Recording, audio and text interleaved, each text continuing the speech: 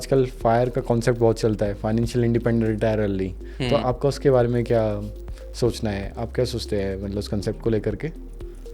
The way the world is actually moving, progressing, everybody is now getting smarter, and if everybody thinks so that uh, getting the financial thing ready and retire early, it is so, if it is that easy, then everybody, the people, those who lived their life in past, so they would have done it. My ideology is that you do have time, you need to live your life simultaneously.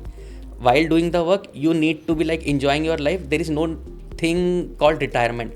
Even the old aged people you will see going to the Bombay Stock Exchange, or now they are sitting at the broker's terminal putting the trades on the terminal. You have seen many debates are going on whether it's good to buy or rent in a real estate. You will come across a discussion wherein you will see it is good to buy physical gold or e-gold, and somewhere you see it is good to like doing the option trading or equity delivery. So everything has a pros and cons, I would say. It depends the segment in which you are falling, I would suggest. Likewise, if you ask an HNI, those who are investing crores, they would be looking out for an option wherein no tax should be paid, so they would be preferring having a e-gold. Coming on to the sectorial shift, how the things are moving. Likewise, if you see कि अभी commodities कैसा चल रहा है, मतलब if you see कि returns किस में ज़्यादा है, रियल इस्टेट ज़्यादा अच्छा कर रहा है। एक टाइम था जब रियल इस्टेट मूव नहीं करता था बिल्कुल ही, और अभी देख लो रियल इस्टेट के प्राइजेज एकदम लाइक शूट अप दे, लाइक कुछ भी, मतलब कुछ भी रेट चल रहा है जो कि अब बहुत बाहर है। सो हेलो एवरीवन, ये बॉन्ड्स पे टीवी का तीसरा एपिसोड है, जिसके अंदर आज हमारे साथ जुड़ रहे हैं एक काफ़ी स्पेशल गेस्ट जिनका नाम है केशव लाहौती। ये एक बहुत बड़ी एमएनसी कंपनी के अंदर एज एसोसिएट डायरेक्टर है। तो इस वीडियो में हम उनसे जानेंगे कि कैसे उन्होंने अपनी करियर में इतना अपस्केलिंग करी, अब इतनी बड़ी पोस्ट पे होने के बाद वो कैसे अपने इन्वेस्टमेंट डिसीजंस लेते हैं, कैसे मनी मैनेजमेंट करते हैं या वर्क लाइफ बैलेंस करते हैं। ये सब चीज़ के बारे में अगर आपको इंटरेस्ट है तो आप इस वीडियो को पूरा वॉच कीजिएगा। हेलो केशव सर, आपका हमारे पॉडकास्ट पे स्वागत है। तो बताइए आप कैसे हैं? Hi Dipanshu, first of all, thank you so much for inviting me, and it's privilege to record session with you. So yeah, coming on to the thing, work-life balance and Yes. how actually I have just upscale myself to that level. So Dipanshu, it's a roller coaster ride, I would say. Matlab, it is not something which I can express in words in a conversation of half an hour or so. But yeah, definitely it was a very tough one, I would say. It requires so much of hustling and so much of patience testing, when you get to know that nobody is there to like help you, to guide you, to like be there to say ki chalo theek hai, you can do, I am there for you.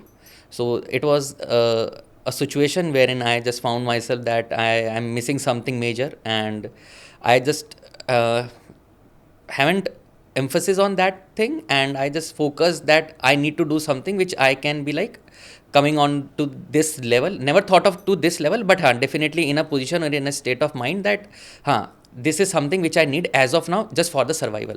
So survival was the main thing which actually made me to like hustle more, to work hard, patiently doing the things, and grooming, working upon myself by inculcating whatever the feedback is being given, or observing people that how they are doing, what successful people are doing. So just picking up the qualities from them, and like implementing on myself. That's a whole soul mantra, I would say, matlab, have worked for me. And definitely the karma thing, and what I do believe is, if you do good deeds, definitely not sure that whether you will be getting it in return ASAP or in shorter period of time or longer period of time, but yeah, definitely it will become, and it will become in this place only, in your time cycle only, between your life and the death वाली thing. तो Keshav sir, सबसे पहला मेरा सवाल आपके लिए यही है कि अब तो आप मतलब इतना टाइम हो गया आपको फाइनेंस इंडस्ट्री में, इतनी बड़ी एमएनसी कंपनी में, तो आप तो मतलब आपके पास तो काफ़ी सारे आइडियाज़ होंगे इन्वेस्टमेंट थीसिस को लेके, मनी मैनेजमेंट को। तो धीरे धीरे इस सबको जानने के लिए आइए स्टार्ट करते हैं। तो बताइए सर अपने pro mantras. Yeah, definitely Divanshu, matlab I have, you can say, holding a decade of experience of in managing the things, or matlab I am more professional into the legal and compliance thing, and along with my circumstances were like that I was more focused to that my personal finances as well. So it was a very tragic thing which has happened in my past. So basis that only I just got involved myself to see that how can I make the money from money. So that's a thing. And having said that, I would say the thing which you have asked, ki how actually I upscaled to this level and how actually I managed to get to this level. So it was being a, you can say, a roller coaster ride, wherein I started with you can say with a trainee internship thing, and then by looking at the senior people, how they are actually, what they are doing exceptionally, which actually which I am not able to do it, but yeah, if I inculcate in myself, then I would also be onto that level. So that was the admiration for me. And since following them and observing people, taking the inputs and feedbacks from the people, that you should do this, you should improvise on this front, it will help you more. So on that basis, I just incorporated all these things in my lifestyle and habits, and I do you can say improvise a lot on me. I put efforts very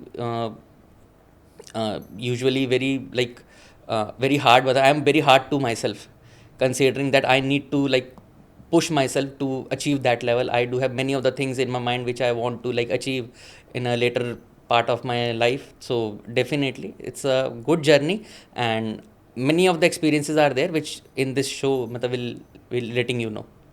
okay या so sir मेरा एक काफ़ी special सवाल है आपके लिए, मतलब as a इतनी बड़ी एसोसिएट डायरेक्टर पोस्ट पे होना, तो आपके लिए तो मतलब एज अ टाइम मैनेज करना ही बहुत डिफ़िकल्ट टास्क होता है, तो इसके बीच में आप अपनी इन्वेस्टमेंट को मैनेज करना is very difficult because you have to give a time, because money management is not simple as that, investment is not simple as that. So how you manage it? So Dipanshu, academically I'm a qualified CS and even a law graduate. So if you are passionate that you see for what reason people want to study, if I ask somebody, then what answer you will be getting, I'm not sure, but for me it's like want to earn money. And if you indulge, if you camouflage studies, your practical things and whatever you are seeing around you and what you want to achieve, then it will be a very easy happening kind of a thing and very interesting. You will love to do such things, you will enjoy the process, you will feel like ki, if this is something from which I am getting in return, then you will start getting deep dive into that process, and you will start studying about it, what is actually things are there. You might be you can say somewhere you will also lost money, you will also feel like ki, I did this mistake, but that mistake is a cost which you actually have bear it, and in the later stage you will definitely, if you have learned from that mistake, then you will be like achieving a many more multiple wealth than you as of now you think that I have lost this much of money just because of my foolishness. So I have, when I was studying, I was started my things with the investing in the bonds, fixed maturities. So there was a chapter, there was a separate course called financial management, wherein we used to see the formulas and everything. And there is a very humorous situation I actually faced in my exam, that wherein I got the 16 number exam for solving the interest rate parity thing. Okay. Wherein I was just able to find out the answer in my brain. I just calculated everything on calculator. I am not able to put it on the sheets in the words. So that was a drawback, wherein I feel that I know the answer, I know everything, but I don't know the steps that how should be written.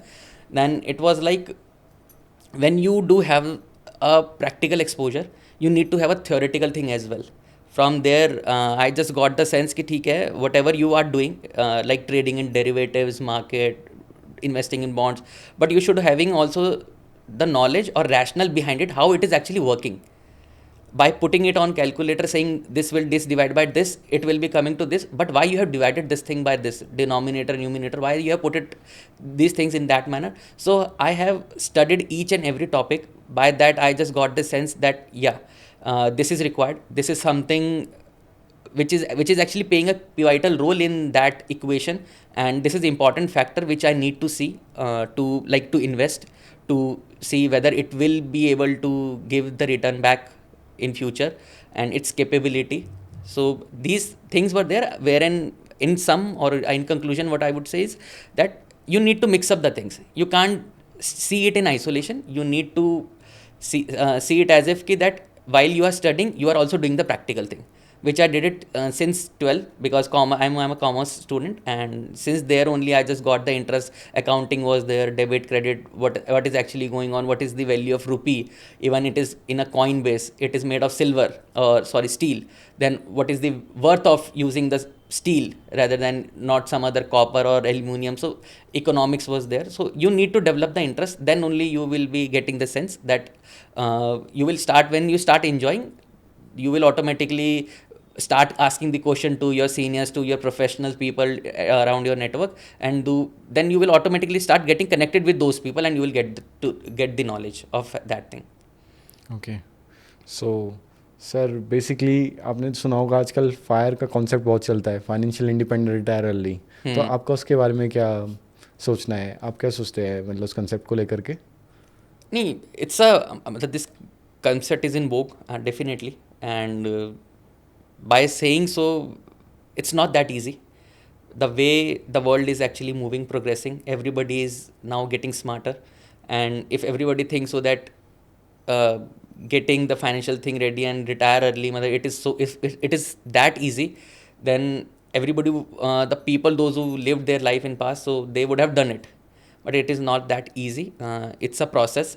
It requires skill set, it requires patience to do that thing, and you need to have a capability with potential to do that thing. Definitely, there is a thing called smart work and hard work. Yes.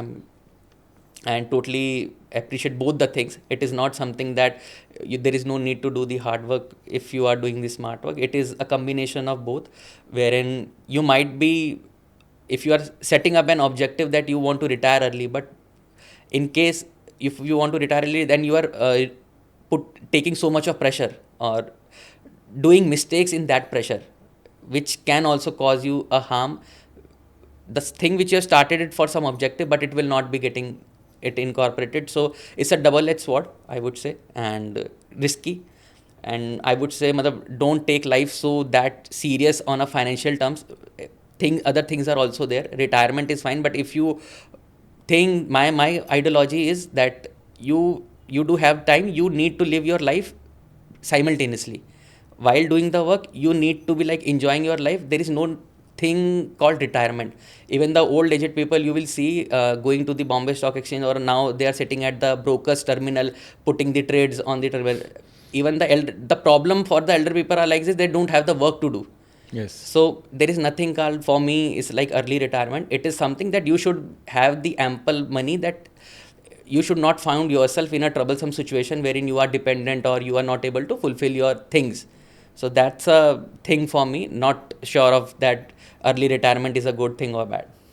Okay sir, आपने तो काफ़ी सारे investment options को try किया होगा. So if somebody is above 35, so what do you think about it? मतलब उसको basically किस तरीके से अपना पोर्टफोलियो बिल्ड कर सकता है, या एक कंसेप्चुअल होता है कि किस तरीके से एक स्टेबिलिटी भी चाहिए होती है, क्योंकि अल्टीमेटली अब उसके पास ज़्यादा रिस्क एपेटाइट तो होता नहीं है, बट ऑल्दो सबके पास होता है, बट यूजुअली इस एज के बाद कम लोगों के पास ही एपेटाइट रहता है, क्योंकि वो पहले से बहुत जगह अपने हाथ बर्न कर चुके होते हैं अलग चीज़ों को ट्राई करके.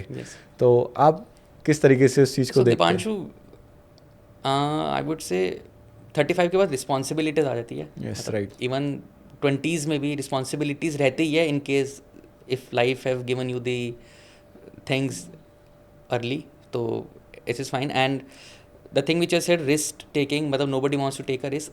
Definitely risk is always been there. Yes. It is something that the quantum would be less.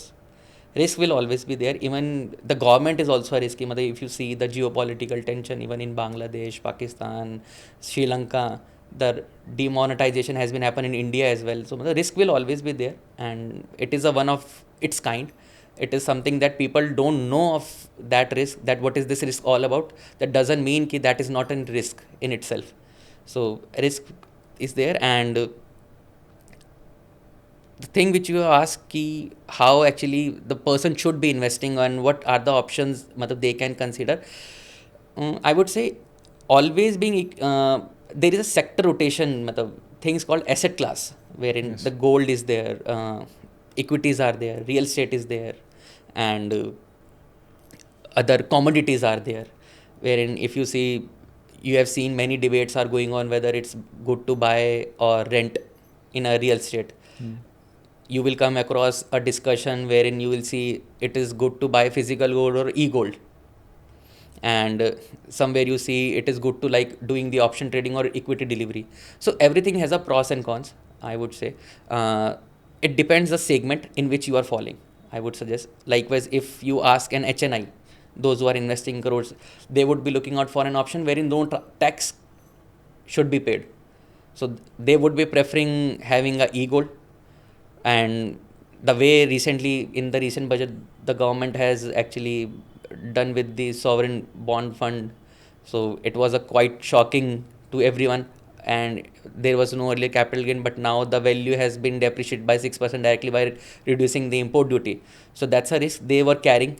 Everybody was thinking that the gold price will appreciate and we will be getting the money in return with an exponential growth.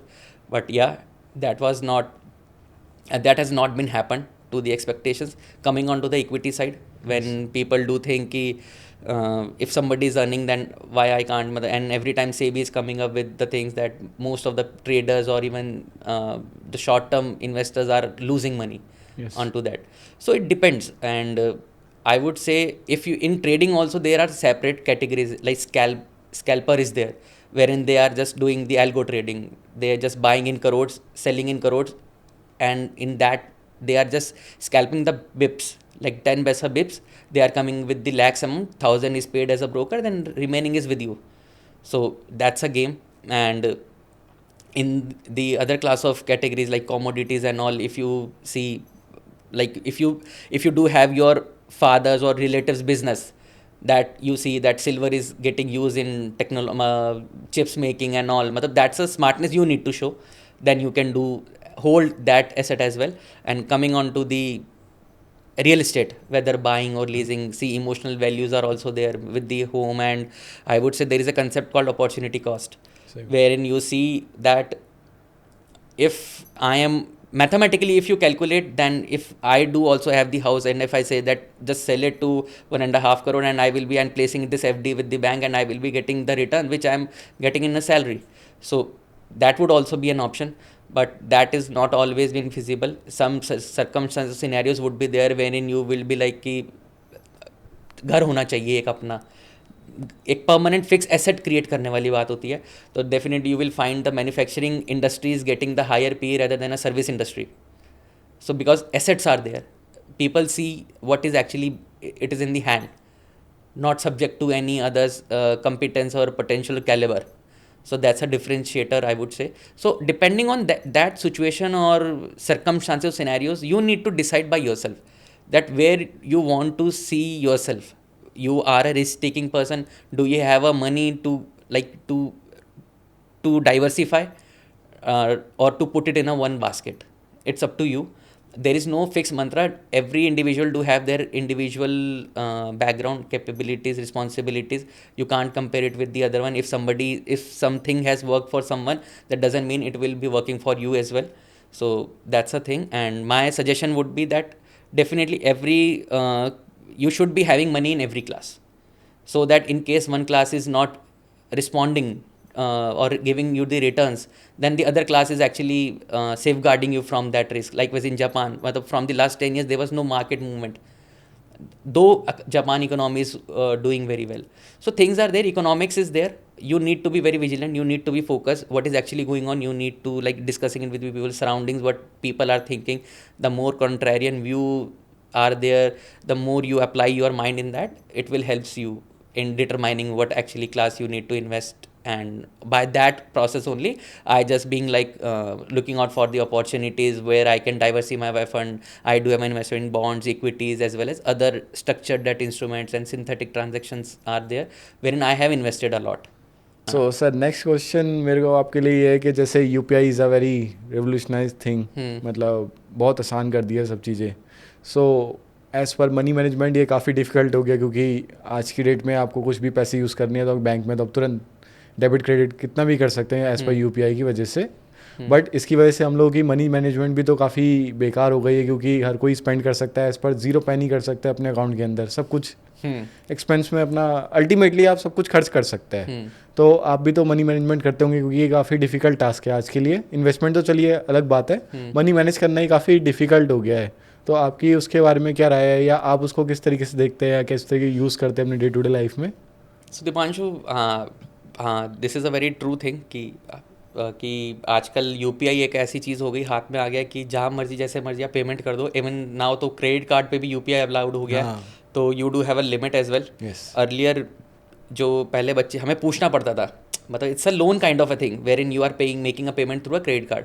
But जब हम पहले parents से अपने पूछते थे कि आज ये लेना वो लेना, आजकल तो लोग खुद ही डिसाइड कर लेते कि हमें ईएमआई पे ये फ़ोन चाहिए तो वो मिल जाएगा on a click, just a click. No need to like doing the documentation, everything. It is just the KYC you did it at the time of sign up. It will work in that thing. So इस चक्कर में consumption theory ज़्यादा better हो रही है। America में एक culture चलता है, we are adopting the American culture, जिसमें वहाँ पे लोग क्रेडिट कार्ड की सैलरी, मतलब सैलरी ही एडवांस में क्रेडिट कार्ड पे खा लेते हैं लोग। They actually prefer all this things. वहाँ तभी क्रेडिट बबल्स और आपके हाउसिंग जो प्रॉब्लम्स हुई थी, बबल्स जो क्रिएट होते थे, वो तभी क्रिएट होते थे कि वहाँ लोग पहले से ही क्रेडिट पे बहुत ज़्यादा लोग रिलाई करते हैं। वही चीज़ अब इंडिया में भी अडॉप्ट हो रही है, and it is good on the other side as well. Economy में पैसा रोटेट होता है, कंजम्पशन बढ़ती है, तो जो सेलर्स होते हैं, जो दुकानदार होते हैं, उनको भी पैसा मिलता है, रिकवरी अच्छे से होती है, और कलेक्शन जब ईजिली हो जाता है, ज़्यादा बैंक्स नहीं जाना, वो नहीं करना, जब ये सब रहता है तो फैसिलिटेट तो हो रहा है, और कंजप्शन बढ़ती है तो कहीं ना कहीं रूरल एरिया तक भी इम्पैक्ट जाता है इसका। आज आप पार्ले जी का बिस्कुट लेते हो तो वहाँ पे जाके पेमेंट करते हो तो यूपीआई के थ्रू करते हो, तो ठीक है, एक जगह पे आपने भले ही आपके यहाँ से स्पेंड हो रहा हो, बट सामने वाले की जगह पे सेव भी हो रहा है। I just had a word with the auto वाला गाय, तो बोलता है कैश या यूपीआई, तो कहता है सर यूपीआई वाला पैसा जो बैंक में जाता है वो तो मेरा सेव हो जाता है, बाकी कैश पे मैं डेली का रूटीन निकाल लेता हूँ। So same analogy is given by the other, मतलब see the different experience given by somebody else. हम तो कहते हैं कि हमारी तरफ से तो हर बार हम बैंक से बटन दबा रहे हैं और कैश हम अब होल्ड नहीं कर रहे, और आदत नहीं रह गई है किसी भी चीज़ को सोचने खरीदने से पहले कि 2 मिनट सोचे भी हम। We are just going to then scanning and making the payment. But on the other side you do see कि लोग वहाँ पे, एक बंदा उसका बच भी रहा है क्योंकि डायरेक्टली बैंक में जा रहा है, उसके पास इतना टाइम नहीं है कि वो बैंक से जाके विड्रॉ करेगा पैसा, एट द सेम टाइम वो कैश भी ले रहा है जो कस्टमर से, उसमें अपना घर चला रहा है। फॉर उसके लिए अगर वो जो मनी बैंक में जा रही है, अगर वो चीज़ सेव हो रही है, उसके घर के बच्चों के लिए ट्यूशन फीस जा रही है, वो सब जा रही है, जो कि वो बहुत कम यूटिलाइज़ कर पाता है, तो it's a good thing. Even आप कभी भी जूस सेलर पे अगर आप देखोगे, कभी आप जाके लोगे, तो वो यही कहते हैं कि कैश में जितने 20-30 इकट्ठे होते हैं, every third guy is giving me the cash, और every 2 guy these days actually doing the UPI. तो यूपीआई वाला कैश मेरे बैंक में जमा होता है, जो कि मेरी वाइफ गाँव में विड्रॉ कर लेती है। So that's a plus thing. हाँ, कंट्रोल करना ये तो इंडिविजुअल चॉइसेस है। मतलब आगे टाइम तो वैसे ही है कि ठीक है, इनोवेशन आ रही है, इन सब चीज़ों में भी इनोवेटिव प्रोडक्ट्स हैं, और हमें ही डिसाइड करना है कि हमें कैसे चलना है। तो इस पर कुछ खास ऑब्जर्वेशन है नहीं मेरा apart from this thing. Okay, so sir basically आजकल जैसे इन्वेस्टमेंट का इतना क्रेज़ है, सबको चाहते हैं अर्ली इन्वेस्टमेंट स्टार्ट करे। इफ़ समबडी इज़ 20-25 और अभी रिसेंटली जॉब लगी है, या चाहता है कि कुछ अपना इन्वेस्टमेंट स्टार्ट करे उसके अंदर, तो उसके लिए क्या करना चाहिए, मतलब बेसिकली? क्योंकि आपने देखा होगा आजकल पूरा इन्फ्लुएंसर्स इतना ज़्यादा, हर जगह टिप्स मिलती है, अलग इन्वेस्टमेंट्स का नॉलेज मिलती है। So how you gather knowledge from अलग इन्वेस्टमेंट इंस्ट्रूमेंट्स? मतलब आप भी ये सब वीडियोस देखते हो, या आप ये सब नॉलेज कैसे गेन करते हो? If somebody is new in the market, if is this 22-25 and starting their journey in job and something, and they have a hefty money every month, so how they will do for investment or something? So how they can start, how they gathering knowledge from, because some in the influencer side many things are paid investment decisions. So what do you think about it? So Dipanshu, एक interesting fact है जो कि you will also be shock to listen, कि जब भी हम job join करते हैं तो हमारे पास सबसे पहले क्रेडिट कार्ड आता है।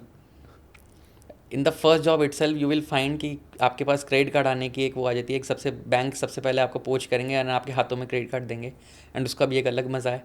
Now you are possessing the credit card as well, likewise your elder brother और अंकल और चाचा जी यूज टू होल्ड इट। तो वो तो एक है ही क्रेज़ अलग, वो बनता भी है। Coming on to the saving side, definitely आज का टाइम थोड़ा सा सेविंग साइड पे कम है, लोगों को एक्सपेंडिचर का ज़्यादा, लोग EMIs बांध लेते हैं, सब कुछ कर लेते हैं. And the way innovative products are coming to the market, frauds are also being done, and people have burnt money, lost money in various instruments, like crypto was there, wherein people have actually put up their all savings and did the transaction. In the early they got some returns, but later on everything was blown. So वो एक problematic चीज़ है. रही बात influencers और इन सब की, I would not be calling out specifically, but I would say see education is an very important thing. आज अगर कोई बंदा डिग्री लेके बैठा है तो पढ़ के बैठा, उसको नुआंसेस पता है, and getting the understanding from that guy would be best rather than taking the advice or seeing on the YouTube or Google or doing research by yourself. Free का आज के टाइम पे कुछ भी नहीं है, there are no free lunches, and ये saying बहुत पहले से ही है, एंड इसका रियल सेंस ही यही है, अगर आपको कोई कुछ दे रहा है तो किसी मोटिव के साथ बता रहा है. एंड इफ़ चीज़ों को लेके, जैसे हम प्रोडक्ट आज बड़े बड़े एंडोर्समेंट्स होती है, चीज़ों को लेके होती है, तो उनके पीछे बहुत सारी कमीशंस होती है, बहुत सारी चीज़ होती है. एवरीबडी नोज, आज जो किसी प्रोडक्ट का जो ब्रांड एम्बेसडर है, जो उसको एडवर्टाइज कर रहा है, डजंट मीन कि that the person is using that product. तो same applies to industry in this as well, कि पीपल हैव प्रमोटेड क्रिप्टो, तो वो ज़रूरी नहीं है कि उसका इन्वेस्टमेंट होगा, तो वो तो उसका तो अपना एक अर्निंग था, जिस चीज़ को उसको प्रमोट करना, तो उसको अपने पैसे मिला, and he hasn't invested that money, now you have invested, so you have feel the burnt. सो ये एक चीज़ है. बाकी आई वुड बी सजेस्टिंग हमेशा रजिस्टर्ड RIA जो भी रजिस्टर्ड होते हैं, जो सेबी द्वारा और RBI द्वारा, या chartered accountant, company secretary, CWA, जिनके पास डिग्रीज होती है, just go to them, seek advice from them only. Don't need to go to influencer और आस्किंग देम ये कैसे करें, वो कैसे करें. Might be some of the things might have work from for them, but हाँ, ज़रूरी नहीं है कि आपके लिए वर्क करे. जैसे डॉक्टर हम हमेशा क्वालिफाइड ढूंढते हैं, अच्छी डिग्रीज के साथ ढूंढते हैं कि how much experience he do have, और कितना वो एक्सपर्टीज़ है उस चीज़ों को लेके. जैसे आगे जब आगे बढ़ते तो हम कहते हैं स्पेशलाइजेशन क्या चीज़ की है. उसी तरीके से हमें एडवाइज़र भी वैसा ही ढूंढना चाहिए. We should not be feel shy और बीइंग, यू कैन से, अपने आप को रोक के रखिए, यार ये पैसे ज़्यादा चार्ज करता है, इसको कमीशन देना पड़ेगा, इसको देना पड़ेगा. It is good for you only, because they will always be helping you in situation where in some problem occurs. So मेरा एक सजेशन हमेशा रहा, हम लोग पैसे वहाँ बचाते हैं जहाँ हमें नहीं ज़रूरत है, और वहाँ खर्च करते हैं जहाँ ज़रूरत नहीं है. तो ये हमारे को अपने माइंडसेट पे ही वर्क करना पड़ेगा. दैट्स माय पर्सनल व्यू, कि स्मार्टली उस चीज़ को समझना पड़ेगा कि why the person is actually endorsing that product. और मार्केट में आजकल बहुत सारी चीज़ें हो गई हैं, स्कैम्स हो रहे हैं, एंड आई ऑल्सो वॉन्ट, मतलब फ्रॉम दिस सेशन, कि सब लोग अलर्ट रहें, हर चीज़ को पढ़ें, प्रोडक्ट नोट पढ़ें, रजिस्टर्ड गवर्नमेंट वेबसाइट पर जाके देखें कि whether this product is allowed और नॉट. लाइकवाइज अब कलेक्टिव इन्वेस्टमेंट स्कीम्स को लेके बहुत सारे लोगों ने एक अभी LLP, मतलब it's been, you can say, stuck down by RBI, and SEBI भी उस पर एक्शन ले रहा है कि you have collected so much of money and you can't do so as per regulatory norms.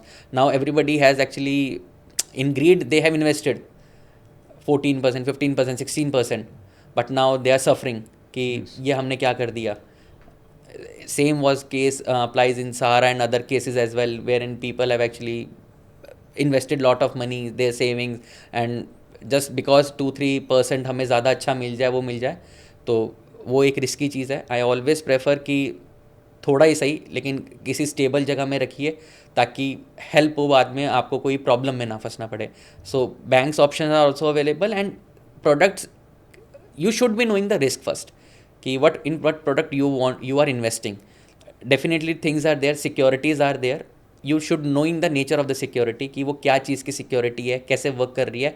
अगर लेट सपोज कुछ होता भी है इशूअर को या सिक्योरिटी प्रोवाइडर को, देन आप उसको कैसे चैनलाइज कर सकते हो, कैसे आप अपना पैसा वापसी ले सकते हो. अगर आपको जब ये अंडरस्टैंडिंग होगी, जब आप ये रिस्क एनालिसिस करने लग जाएंगे कि यार ये मेरे को, मैं कितना इजीली इस चीज़ को निकाल पाऊंगा. लेट सपोज अगर कुछ होता है, how much knowledgeable I am, कि अगर मुझे किसको मेल डालनी है, किससे पूछना है, किससे जवाब लेना है, देन आपको ऑटोमेटिकली समझ आ जाएगा कि यार यहाँ पे क्या प्रॉब्लम है और क्या मुझे करना चाहिए, क्या नहीं करना चाहिए. आपको थोड़ी सी स्मार्टनेस दिखानी पड़ेगी, विजिलेंट आपको होना पड़ेगा. तो सर जैसे कि बेसिकली आपका पोर्टफोलियो भी 8 डिजिट में ही होगा, तो आपने उसको भी डाइवर्सिफाई कर रखा होगा, तो अल्टीमेटली आप किस तरीके से डाइवर्सिफाई करते हो, मतलब किस तरीके से आपने कंपोजिशन कर रखा है अपना हर किसी एसेट क्लास के लिए. Yeah, Dipanshu, definitely. Matlab, it is diversified and it consists of real estate as well, gold and equities. And equity includes my listed and unlisted as well. And it also consists of bank deposit and even various instruments, structured instruments are there, wherein PTC, STC I do hold, and बाकी bonds हैं आपके NCDs होते हैं, non convertible debentures, and P2P transactions हो गई, wherein you can get the returns, good returns. Invoice discounting is there, wherein I have invested a good amount. So things are there. Options are available in the market, which you can like explore, depending on how much risk you can take. So even unlisted equities you can just buy it. It is available in the market, and debt listed तो है ही. According to the situation, the RBI repo rate and all, मतलब wherein you think कि rate cut होने वाले हैं, you will buy the bond. ठीक है, yield अच्छा आएगा, कब नहीं आएगा, depending on the tax as well, कि अगर dividend पे tax आता है तो you will not be like you doing the tax harvesting kind of a thing. Tax deferment होती है चीज़ें, LTCG, long term, short term capital gain, it depends. So my portfolio consists of every asset, whatever is exist as of now, and gold, silver, everything which I mentioned. So yeah, it is prominently real estate is covering a major proportion, then coming equity, and then coming on to the debt instrument. So इस proportion में ऐसे बटा हुआ है वो, and then coming on to the physical gold and silver. Yeah. Basically sir आपने बीच में बोला था कि सेक्टरल जो साइकिल चलती है इक्विटी मार्केट के अंदर, तो उसको भी कुछ कॉमन ट्रेड्स होते होंगे नोटिस करने के लिए, क्योंकि अल्टीमेटली जैसा एज आ इन्वेस्टर्स को मैं देखा हूँ जो सबसे ज़्यादा उसमें रिटर्न्स बनाते हैं वो लोग काफ़ी विजनरी होते हैं, उनको पता रहता है कि मार्केट कहाँ रिवॉल्व कर रही है, किस सेक्टर में आगे जाके ग्रोथ बढ़ने वाली है, तो वो भी एक बैट ले रहे होते हैं. बट इस बैट में भी वो काफ़ी ज़्यादा रिस्क एपिटाइट को कंट्रोल करते हैं, उस चीज़ को समझते हैं, उसके बारे में सोचते हैं. तो अगर कोई करना चाहता है ऐसे ये सब चीज़ों के बारे में जानना चाहता है, तो वो किस तरीके से ये सब चीज़ें फाइंड आउट कर सकता है? तो दीपांशु, इसके लिए तो मतलब आई थिंक पढ़ना बहुत पड़ेगा. मतलब पढ़ना क्या, आप न्यूज़पेपर पढ़ो, you will get the sense. Automatically आपको पता चलने लग जाएगा कि मार्केट में चल कर है, इकोनॉमी कैसे वर्क करती है. Coming on to the sectorial shift, how the things are moving, likewise if you see कि अभी कमोडिटीज़ कैसा चल रहा है, मतलब इफ़ यू सी कि रिटर्न्स किस में ज़्यादा है, रियल इस्टेट ज़्यादा अच्छा कर रहा है.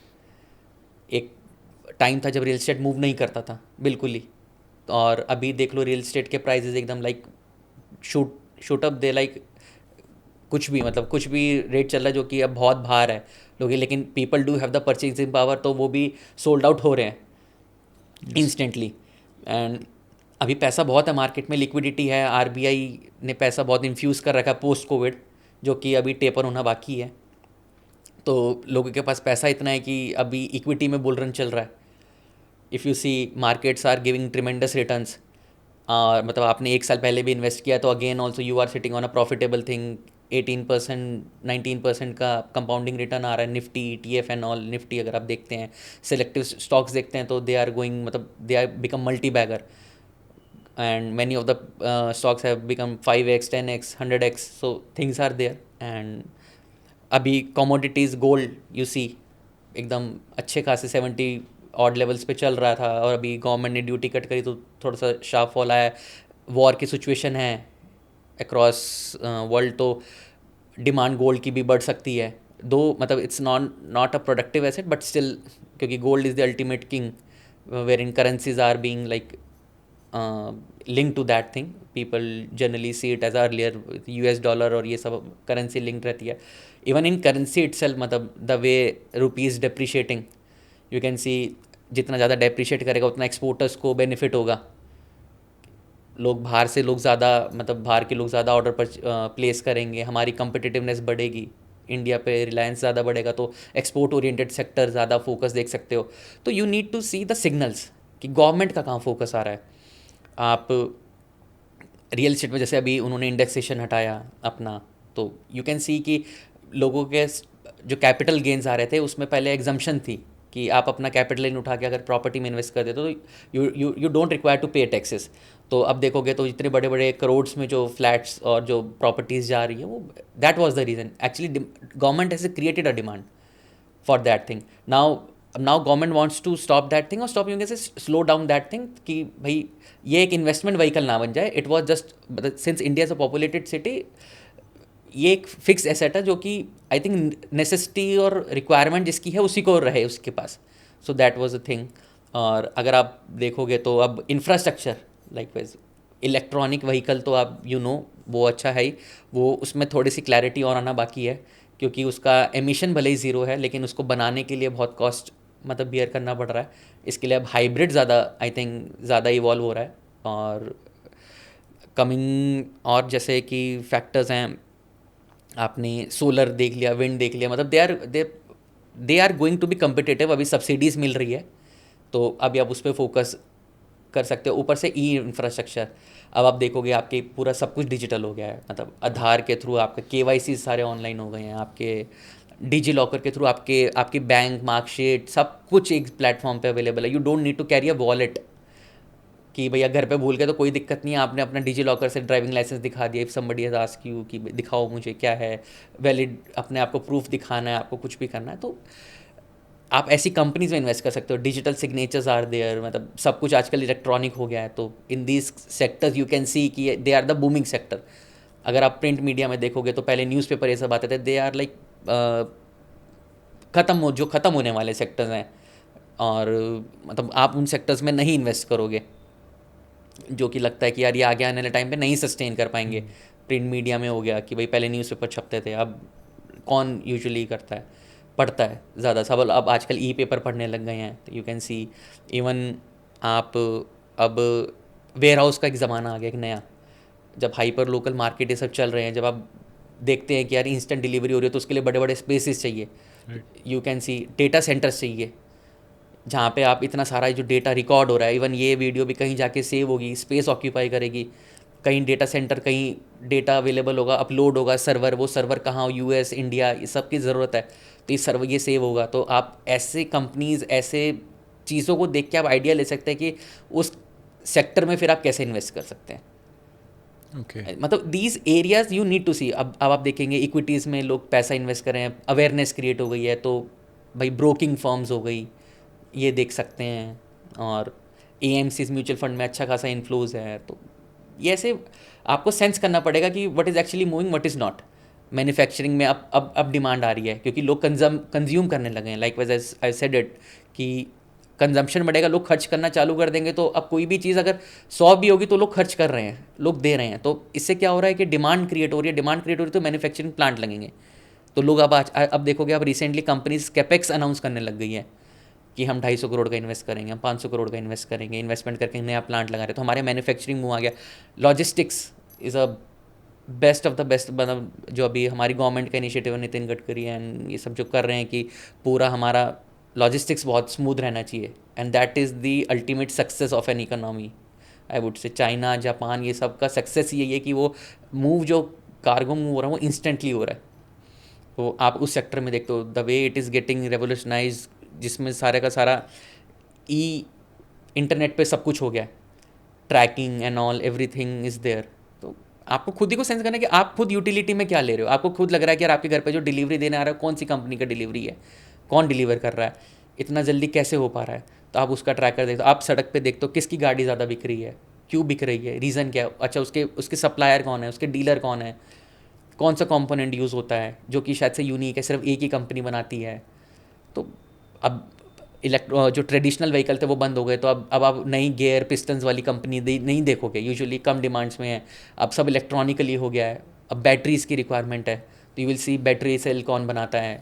बैटरीज ठीक है, battery cell is an component, but आप चीज़ें देखोगे तो उस तरीके से आपको खुद स्मार्ट बनना पड़ेगा. अपने सराउंडिंग में देखना पड़ेगा. आप जिस चीज़ को यूज़ करो उस पर थोड़ा स्टडी कर लो और उससे रिलेटेड अपना कुछ भी उठा लो.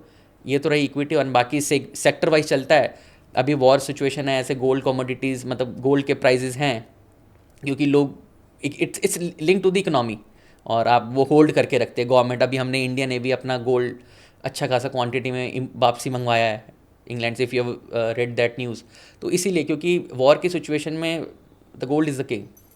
तो उसके प्राइसेस का है, सेक्टर रियल एस्टेट वैसे ही बूम पे है. तो शिफ्ट होता है, ज़रूरी नहीं है कि एक चीज़ ऊपर है तो वो ऊपर ही रहेगी, it will come down to a normal equilibrium level, ताकि अदर क्लासेस को देन वो मूव करेंगे जो अभी मूव नहीं कर रहे हैं। सो बेसिकली सर, अगर जैसे कि आप अगले 10 साल में रिटायरमेंट प्लान कर रहे हो, तो आप किस तरीके से अपने पोर्टफोलियो को शिफ्ट करेंगे? बेसिकली आपको उस समय ये नहीं होगा कि रिटर्न सिक्योरिटी में क्या बन रहा है, क्या है क्या नहीं, आप एज अ पैसिव इनकम की तरह ज़्यादा सोचेंगे उस समय, तो आप अपने पोर्टफोलियो को किस तरीके से शिफ्ट करेंगे? See first of all I am not getting retire in next 10, मतलब I am too young to retire, और अभी तो half of the life is there, so अभी तो 50-60 तक तो करना ही है काम। इफ़ एंड मुझे लगता है work is something which actually makes me excite और happy, makes me happy and keep me happy, तो ये है। बाकी the way we are progressing for sure, मतलब कंसिडरिंग द रिस्क एपेटाइट, आपको कैसा लगता है, आपको क्या लग रहा है कि आई नो पहले मैंने भी बहुत चीज़ें मतलब लूज़ करी है अपनी मनी वाइज में, अलग अलग चीज़ों में इन्वेस्ट करके, वेर एन आई फाउंड कि with the age with the time आप उस चीज़ को अब अवॉइड करने लग जाते हो। वो बेसिकली रिस्की इंस्ट्रूमेंट तो थे ही, बट हाँ कुछ जगह आप गलती भी थी आपकी, which I don't want to repeat it. And अब जिस तरीके से कंपनीज आ रही है, अब कॉर्पोरेट गवर्नेंस एक अच्छा एक कंसेप्ट है जो कि कंपनीज में आ रहा है। अब ऑडिटर्स आर ऑल्सो वेरी मतलब विजिलेंट, वो देखते हैं कंपनीज के अच्छी बैलेंस शीट्स को रिकॉर्ड करते हैं, एंड गवर्नमेंट जिस तरीके से लॉज लेकर आ रही है, तो there is a sense of security जो मुझे लगता है। तो आप मैं ज़्यादातर देखता हूँ कि अभी बैंक एफडीज़ में अभी स्मॉल फाइनेंस बैंक ज़्यादा रिटर्न्स देते हैं in a bank FD rather than in a nationalize single bank जो ऐसे अदर जो बैंक्स हैं।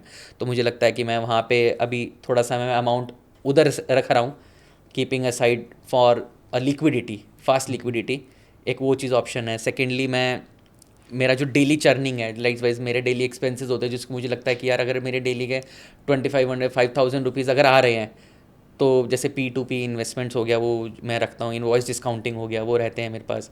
बाकी थोड़ा सा लॉन्गर टेन्योर पे जाते हैं तो फिर मैं बॉन्ड्स में इन्वेस्ट कर लेता हूँ, shorter term tenure like 12 months, 14 months, 16 months, जो कि मेरा इन्वेस्टमेंट रहता है। तो उसके भी रिटर्न्स आते रहते हैं। Sometimes I prefer bullet repayment और sometimes I prefer installment repayment. एक तो एक साथ ही आता है पैसा और एक आता है बुलेट्स में। रिडम्पशन वाले। हाँ, यू कैन प्लान अकॉर्डिंगली कि आपको क्या एक्सपेंडिचर आ सकता है। लेट सपोज अगर आपके मैरिज है 1 साल के बाद, यू थिंक कि एक्सपेंडिचर आ जाएगा, तो यू विल फील लाइक यार अभी अगर 1 साल के अंदर आपको पैसे की जरूरत नहीं है, तो आप सीधा बुलेट पेमेंट करवा लोगे कि at that point of time मुझे सीधा का सीधा चाहिए। तो वो कंपाउंडिंग इफेक्ट भी आपको उसका मिलता है। अगर आपको पता है कि अभी आपके डेली एक्सपेंसेस की नीड है, 18,000 आ जाए, 15,000 आ जाए, कि आपको कहीं इंस्टॉलमेंट भरनी है करनी है, तो आप उस तरीके से मैनेज कर सकते हैं। ये हो गया। बाकी आप इक्विटी देख सकते हैं, मतलब जो ऑप्शंस में अवेलेबल है, और डिविडेंड पेइंग स्टॉक्स देख सकते हैं। आपको लगता है कि यार इसका फंडामेंटली अच्छा है, इसका ग्रोथ अच्छा है, आप इसको अगर आप लॉन्ग टर्म होल्ड करके रखते हैं, डिविडेंड भी देगी कंपनी, कैपिटल एप्रिसिएशन भी साथ साथ में होता रहेगा, तो आप उस तरीके से अपने आप को प्लान कर सकते हैं कि वहाँ इन्वेस्ट कर दिया आपने। गोल्ड जैसे मैंने मतलब अभी ई गोल्ड ले रखा है और अपने सिल्वर ले रखे हैं कि ठीक है, मतलब लाइक वॉर की सिचुएशन है, टिल द टाइम कुछ ना कुछ तो बड़ा होगा, it will be happening soon और it will be shooting up, then again वो आ जाएगा उस पर। जैसे अभी ऑयल पे चला था, ज़बरदस्त एकदम शूट अप कर गया था, then again it is like cooling down. तो वैसे ही है चीज़ें, उस तरीके से आपको रोटेट करना पड़ेगा और ध्यान रखना पड़ेगा। हाँ, बस ये है कि सब सही है, मतलब मुझे ऐसा लगता है कि आपकी अंडरस्टैंडिंग पे डिपेंड करता है मोर और लेस, कि आप कैसा चाहते हो रिटायरमेंट में। आपके पास इतना कॉर्पस ऐसे रहे, क्योंकि आपको retirement, as I said it earlier, कि मुझे नहीं पता रिटायर होगा भी नहीं होगा, कैसे होगा, कैसे कैसे नहीं होगा, बट हाँ आपके डेली एक्सपेंसेस बियर अप हो रहे हैं, आपके पास इतनी सेविंग रहनी चाहिए कि आप किसी पर डिपेंडेंट ना रहे। अगर और वन मोर थिंग, मतलब आई वुड से कि investment is fine, recurring money is fine, but insurance होना चाहिए। हेल्थ केयर कॉस्ट बहुत इंक्रीज़ हो रही है। आई वुड से कि लाइफ इंश्योरेंस, एक ट्रेडिशनल लाइफ इंश्योरेंस और एक अपना हेल्थ इंश्योरेंस ज़रूर करें, जो कि मेरे को भी लगता है कि बहुत इंपॉर्टेंट है आज के टाइम पे। डेफिनेटली प्रीमियम जाता है, बट खुदा ना खासा कुछ चीज़ होती है, कुछ आता है, तो वो आपका बहुत अच्छा कॉर्पस हिट कर सकता है, वहाँ पे इंश्योरेंस काम आएगा, जो कि आपके बहुत एक्सपेंसेस को बचा लेगा। उस टाइम पे लगता है जैसे हमारे पेरेंट्स तो चलो अब खाना इतना अच्छा नहीं खाते हम लोगों, मतलब यू नो कि आजकल का लाइफस्टाइल डाइट कैसी रहती है, तो बेसिस पे आगे आने वाले टाइम पे ये इम्पॉर्टेंट ही है। तो you should be having insurance, और वो भी एक तरीके से इन्वेस्टमेंट ही है। What I would suggest, traditional plan ही लेना चाहिए, बट लेना चाहिए, बिकॉज यू नेवर नो, आप पे अगर डिपेंडेंट्स है तो आपको उनका भी सोच के चलना है। राइट बात है।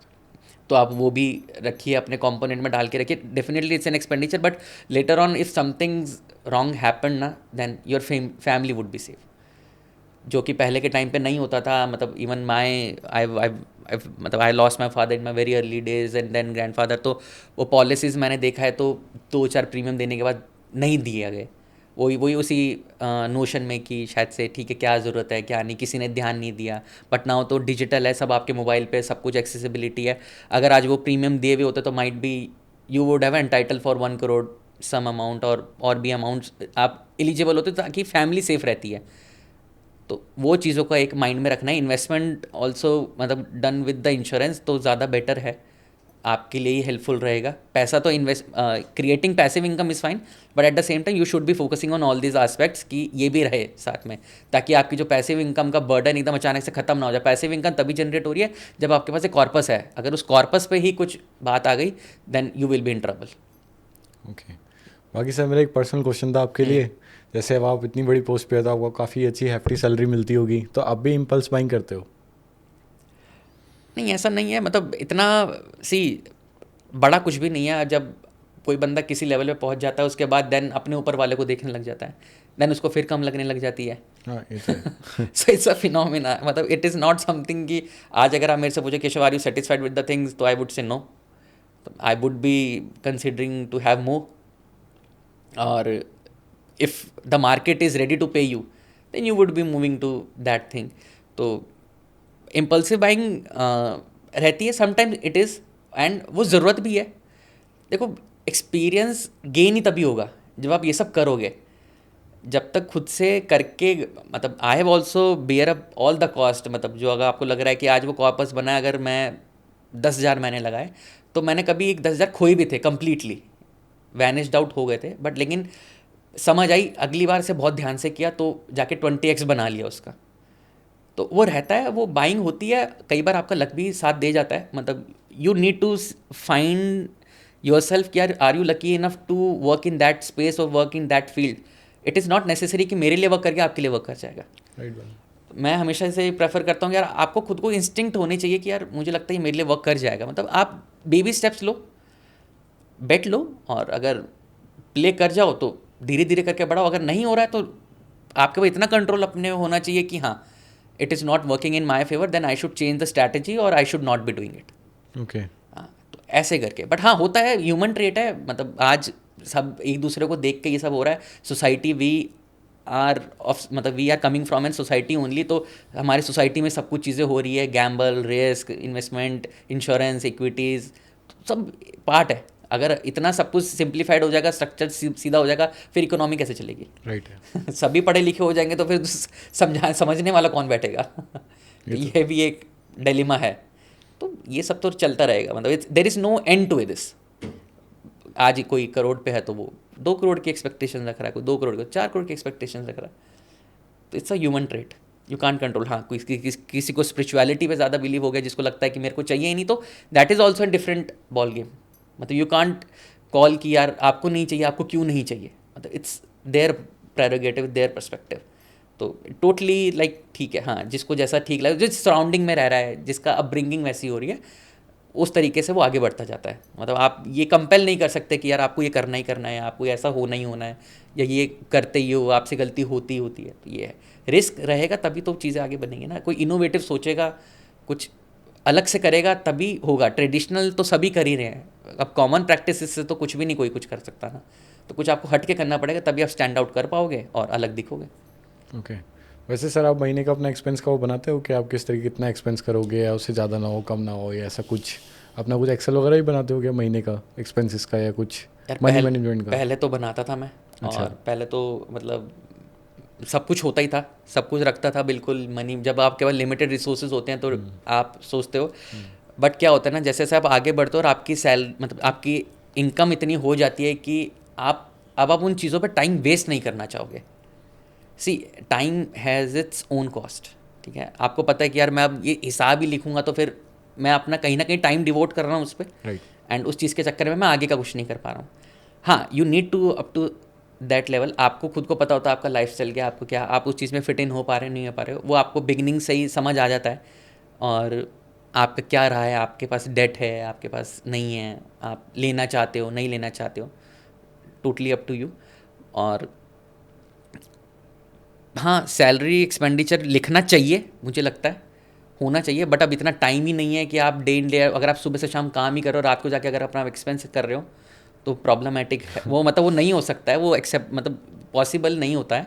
और the way you're saying UPI आ गया, अब सब कुछ बैंक में रिकॉर्ड है, तो हमारे जो इनकम टैक्स रिटर्न फाइल करते हैं वो परेशान हो जाते हैं, इतने ट्रांजैक्शन में कौन सी ट्रांजैक्शन कंसिडर करना है, कौन सा नहीं करना है, that is also a problem. But हाँ, अब सब कुछ चीज़ें बैंक से होती है, सब कुछ पता होता ही है। और अब तो ऐप्स ऐसी आ गई है जो आपके एक्सपेंडिचर बता देती है कि आपके मंथ एंड में आपका 40% शॉपिंग है, 30% ग्रॉसरीज है, 10% आपने मतलब कैजुअल एक्सपेंसेस हैं, आपके ट्रैवलिंग एक्सपेंसेस हैं, पेट्रोल, सीएनजी एंड ऑल, तो वो आपको बता देता है। वो आपको खुद को मॉनिटर करना पड़ता है। अब आप ऐप्स है इसके लिए, आपके पास मैसेज आते हैं, आपके पास सारे एक्सपेंडिचर डेबिट होता है, उसके लिए आपको खुद को मतलब आप जितना ऑनलाइन पेमेंट करेंगे उतना ही आपके लिए मतलब बेनिफिट रहेगा, ताकि आपको पता रहेगा ट्रैकिंग करने के लिए। कैश में अब तो बहुत ही कम, इवन तो मेरा टूथपेस्ट, ब्रश और दूध सब ऑनलाइन, सब UPI, everything is like delivered, तो यू नो कि आपका एक्सपेंडिचर कहाँ जा रहा है। और कुछ आप बड़ा करते हो तो डेफिनेटली वो आपको अलग से शो करता है और दिखता है कि हाँ, कि भाई आज मैंने ये किया, आई थिंक सोच के ही करते हैं वो चीज़,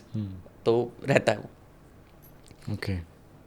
रिकॉर्डिंग आपको मतलब करना चाहिए, it's up to the person prerogative, but हाँ फॉर मी मुझे लगता है कि होना चाहिए। अगर आप कंट्रोल रखना चाहते हो, आपको लगता है कि यार मैं किसी ऑब्जेक्टिव के लिए काम कर रहा हूँ, उसके लिए मुझे सेव करना है, देन आप कहीं ना कहीं कॉस्ट कटिंग करोगे। कॉस्ट कटिंग करते हुए आप लिखोगे उसको इसलिए ताकि आप उसके लिए अपॉर्चुनिटी सोच पाओ कि यार इसकी अगर मैं ये नहीं करा तो इसकी जगह ये करके ये कर लूँ, you will find out the ways. तो ये ऐसा रहता है। आपका बहुत बहुत शुक्रिया इतनी सारी इंसाइट्स के बारे में बताने के लिए, इतनी सारी इन्फॉर्मेशन देने के लिए, आपका बहुत बहुत शुक्रिया। Thank you Deepanshu, pleasure is all mine, thank you. और इसी तरह वीडियोस के लिए आप हमारे चैनल को सब्सक्राइब कर सकते हैं, हमारे इंस्टाग्राम पे ही बॉन्ड्स पे को फॉलो कर सकते हैं। आपको टाइम टू टाइम ऐसी और भी इंसाइट्स फुल वीडियोस मिलती रहेंगी।